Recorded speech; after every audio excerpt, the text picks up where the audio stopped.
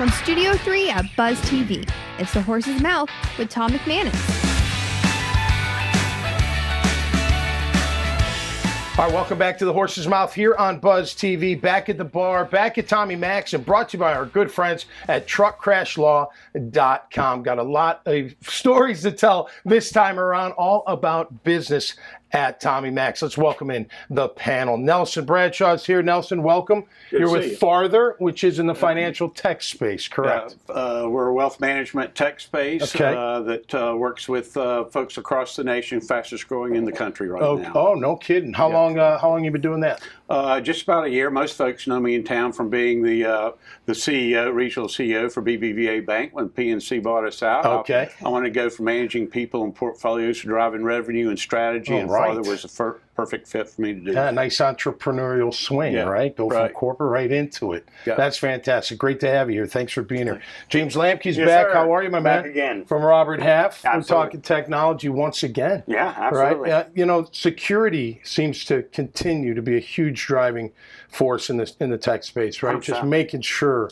You got to make sure it's protected. You got to make sure you're costs. protected, but I think the biggest concern that we have in the tech space with security is just the sheer lack of ability to hire the talent for the positions that are out there. I mean, the numbers are staggering from applicable skills and people able to do it versus the overall need from businesses like this to be able to get what they need done. So there's a lot of conversations changing about how that growth is going to look, because realistically, we got about a 10 to 12 year stopgap between the education side to actual ability. Yeah. Well, I hear today's your birthday. It is James. my birthday. Is that correct? Well, happy birthday. Thank you. First and foremost, I wouldn't be a great bartender without offering you a shot on your birthday. So we're going to do that I'm glad. while we say hello to Miss Sally. Hi, Sally from Traditions Realty. How are you? I'm good. How are Great you? to see you. Are you in property management, residential realty? What else are we doing? We are a full service real estate company. Okay. We list and sell homes. We also do tenant placements for landlords who want to do manage their own property. Okay. And right now we have about 900 accounts that we property manage,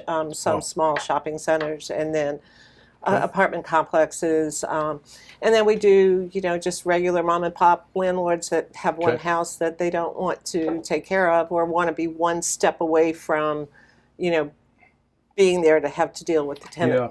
On the multifamily property management side, what class do you normally specialize? C class, or is it the clip-on Cooper at A class? What do you guys normally focus on? A lot of the stuff that we're doing in multifamily is just, I would say,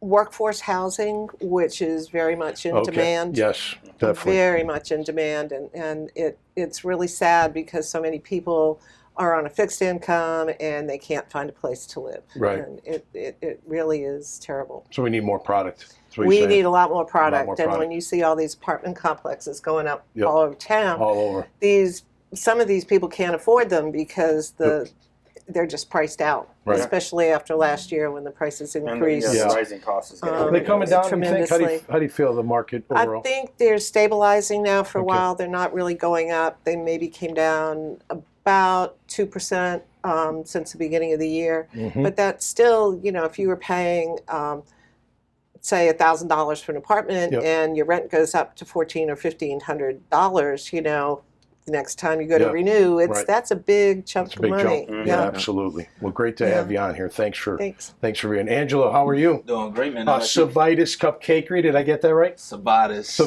Yeah. Sivada's Cupcakery. Sivada's Cupcakery. You brought some treats. You knew it was James' birthday, didn't you? I knew it was James' birthday. Yeah. It's that ESPN, Absolutely. It's tapped in. Yeah. So how long you been doing with the goodies here? How long you been doing that? So I took over Sivada's maybe about 4 years ago. Okay. Just when the pandemic came in. Perfect time. Perfect time. Perfect time to buy into the small business. Right. But yeah, so we've been doing it for about 4 years, right here in the local Avondale area. Thanks to good people like my friend here. We're actually one of our tenants in one of the spaces that small world. Bringing people together. Yeah, That's great. So we provide premium cupcakes, small business, and then on top of that, our Moonlit brand is something that we're using to really give back to our community. Okay. Me and my wife are from Jacksonville. We're born and raised here. Yep. Plan on starting a family here. So just based on our experiences, really wanting to of course be successful business people, but also be able to sow back and pour back into the community that helped make us who we are. That's awesome. Have you always been an entrepreneur?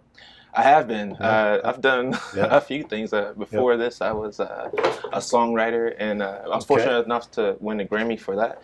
No kidding. Yeah. Dude. So spent some time in that space. Cheers to that, man. Cheers to that. Way to go. We're great like royalty. Nobody else got any Grammys around here.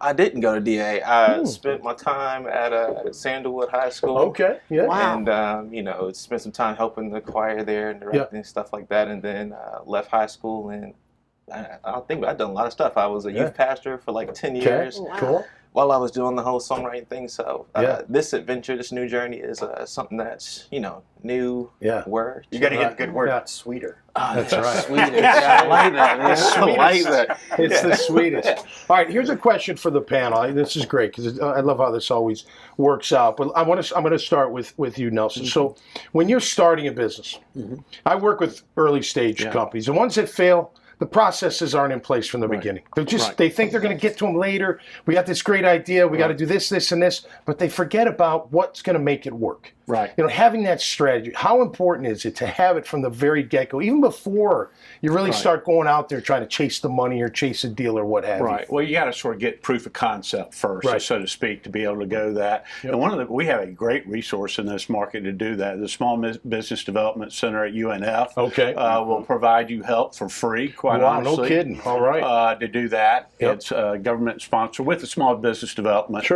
Corporation. So that's a great place.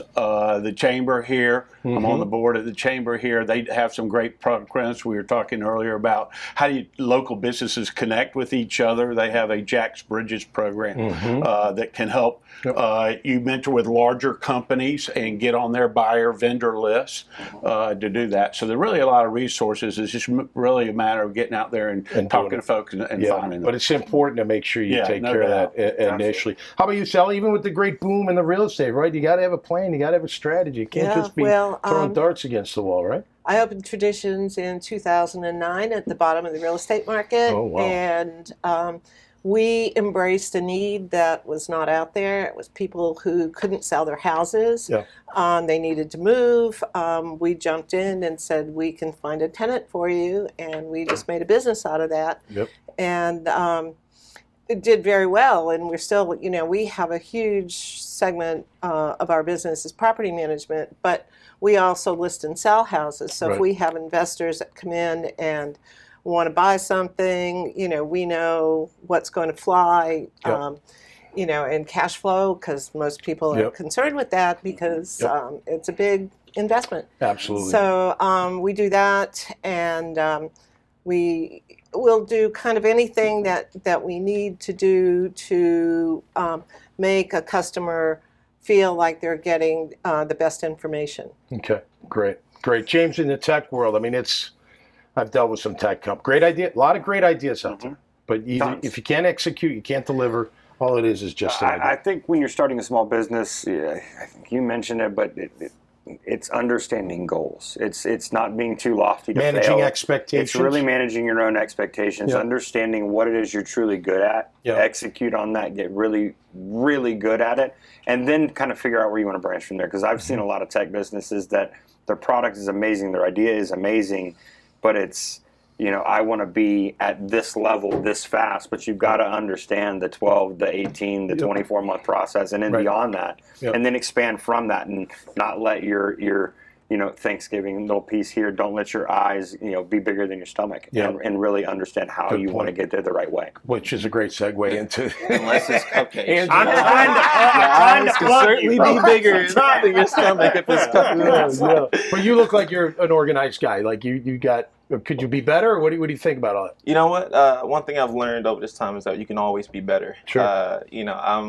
I'm more of a creative, so I got ideas and visions and all these things for days, and I'll put them on paper. I'm like, all right, here's where we're going here.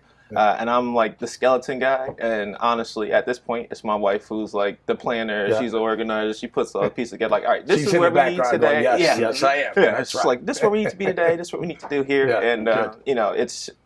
I had the store before we met, and so just kind of in this process of her's like, all right, no, you need to think about this, and let's go here and let's figure this out. Good team. I think that's one key to success, man. Having a great team, no doubt. A great strategy, and the will and the I guess you'll call it the fortitude to march through it until you hit success. Yeah. Cool. Great answers from everybody. Thanks for being here. Really appreciate that. Hey, if you like these kind of conversations, check out more at iwannabuzz.com. Until next time, stay safe and be cool out there. And we'll see you right here on The Horse's Mouth. Cheers.